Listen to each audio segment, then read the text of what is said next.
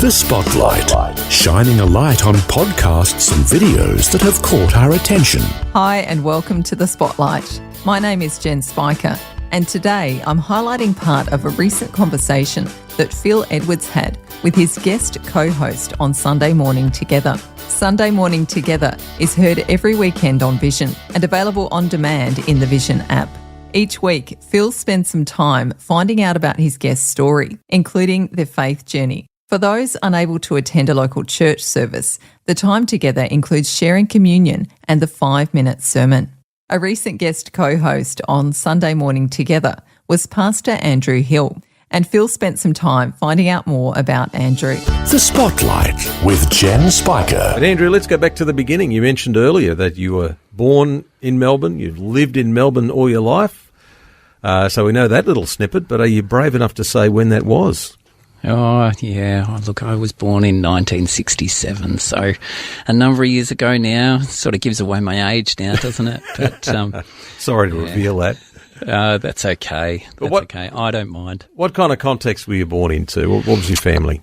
Yeah, look, I was actually born into a Christian home, and so, actually grew up going to church, and in fact, I don't remember a time in my life where I wasn't involved in church. And so, I remember even as a little guy, dressing up. Now, this is giving again the age away, but you dress up to go to church. And so, even as a little tacker, I've got photos of me with mum and dad heading off to church one Sunday morning in my little tie and my little brown suede jacket, and with my hair neatly done, which obviously you can't see me, but today I don't have any hair, so I'm one of those privileged people who don't have to worry about that. Now I'm imagining, if you were born in 1967, it may well have been a suit you were wearing with short sleeves by the time you got into the 70s. Now, was that the case? Yeah. No, I didn't have the privilege of having one of those, but I did have a little brown long sleeve suede jacket. Okay, so a safari suit, I think is what they were called. Yeah, that's right. That was the first safari suit, which was very much in fashion in the 70s. Brothers and sisters? Yes, I have a sister, and so she's older than me, but no other kids in our family. But lots of cousins, of cousins. My dad was one of a number of had numbers of siblings, and so we're very close to our cousins, and still am. So, what do you remember about growing up in Melbourne in the 70s? Oh, look, I remember numbers of things actually. I remember walking to school, and when it was actually okay to for your mum and dad to let you out the front door and you walked to school on your own, and then you walked home on your own, and all those sorts of things. But I do remember, as I said, I was almost born into church world, and so even as a young person, I remember knowing of this guy called Jesus. They talk about him at church. Yeah. But I don't actually, I remember then, not necessarily having a personal relationship with Jesus back in those early days. And so it wasn't until really when I was about 16 years old, and a friend of mine, who is actually now my wife, introduced me to this idea of actually you could have a personal relationship with the God of the universe, which was such a strange concept to me, but an amazing one. And that was the life transformation moment that really I had in life.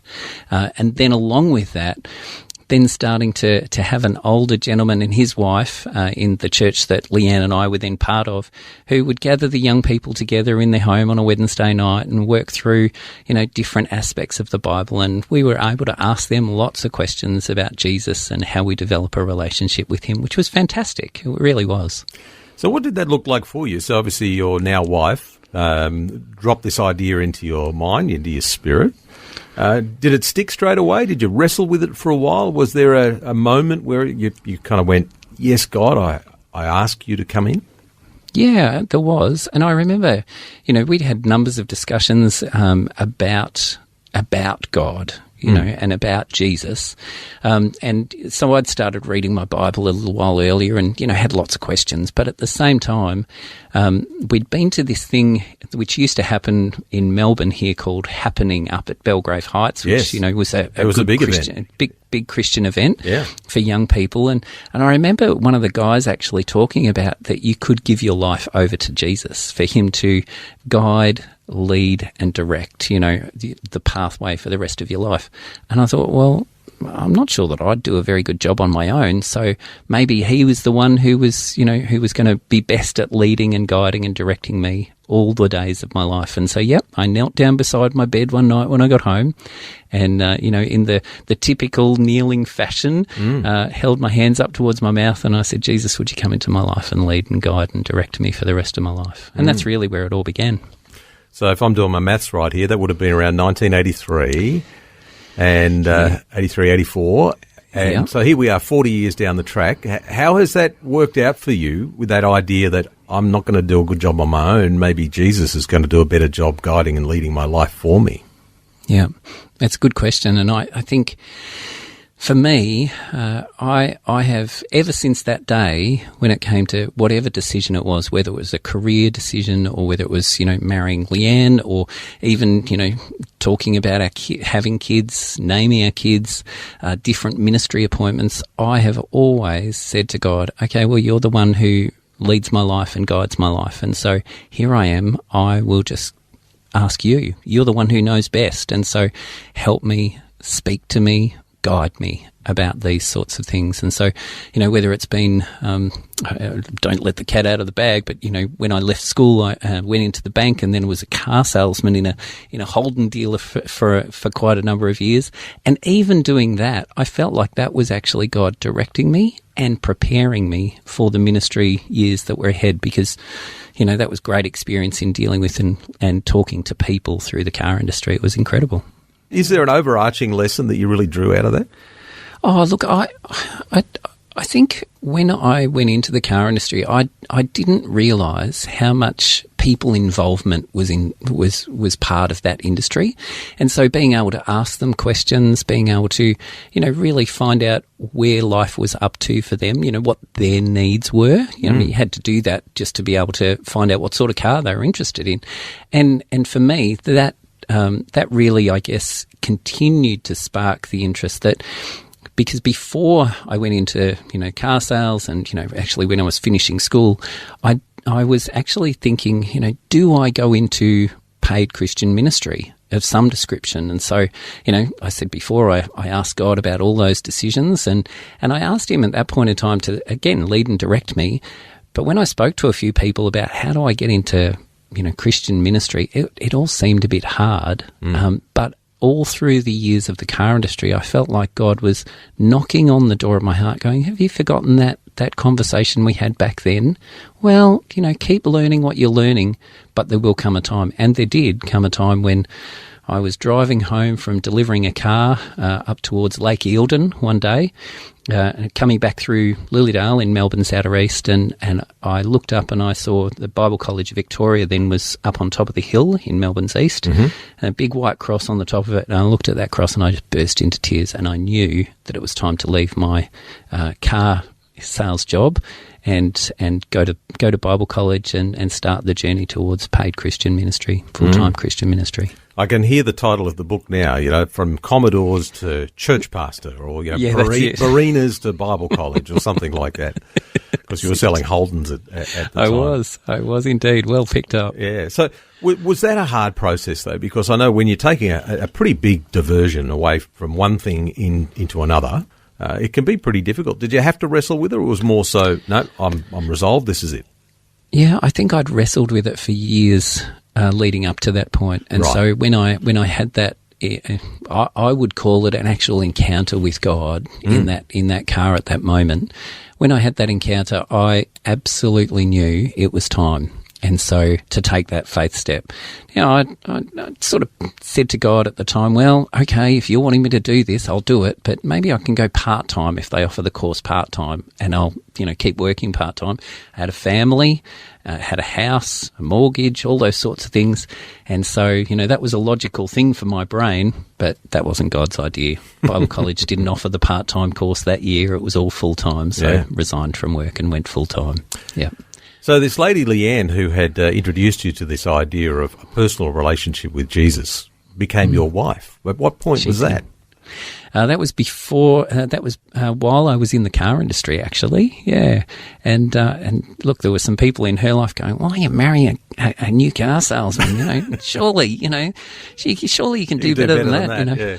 And but I think she and I had lots of talks about, you know, where the future was, and I think, you know, God was directing her as well, and saying this is not the end for where Andrew would end up. And look, I must admit, I asked lots of questions of God around, you know, when I was selling cars, is this all there is to life? You know, is there more to life than this? And I think it's a great question that Alpha actually poses these days when you do an Alpha course. Is there more to life than this? And for me, that's where I came to that decision. And Leanne knew there was more in me, and I knew there was more in me as well than, you know, just selling cars for the rest of my days. Not that there's anything wrong with that.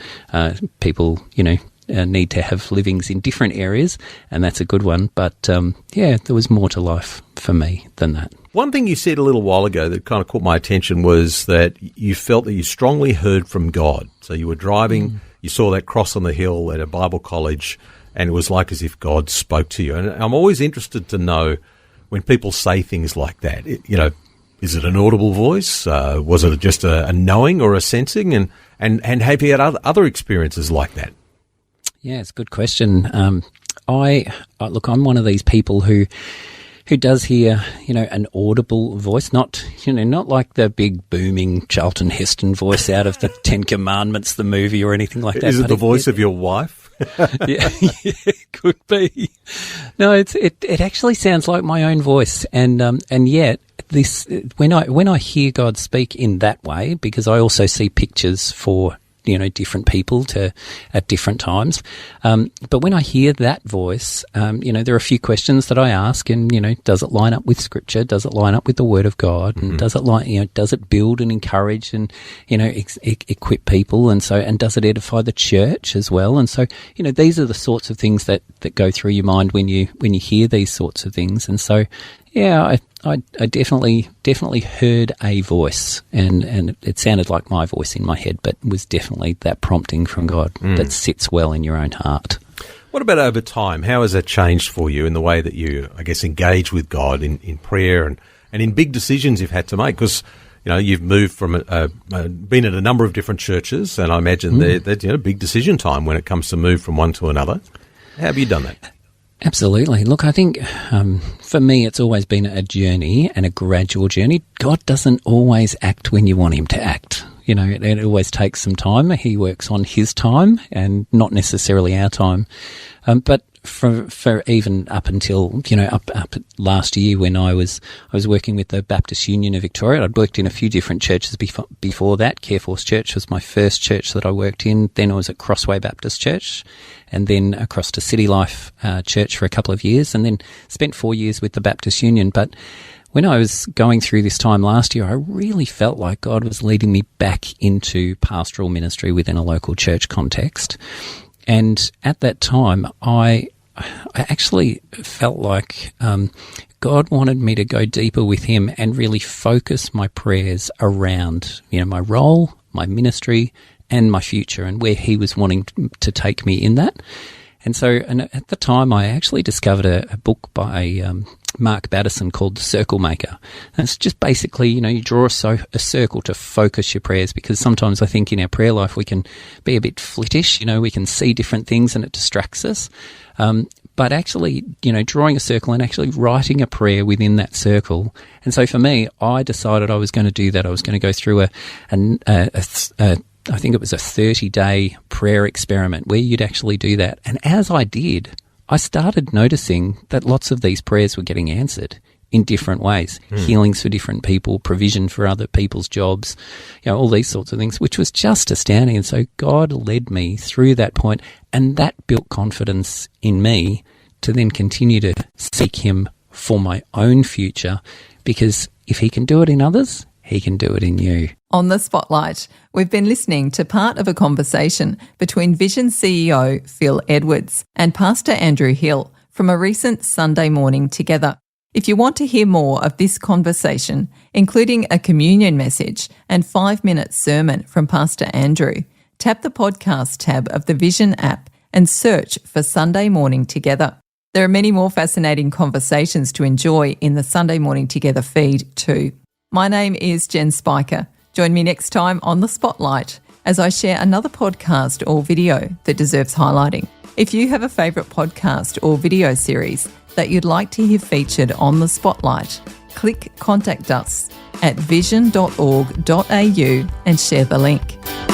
For more great podcasts and videos like the one featured today, check out vision.org.au or the free Vision app.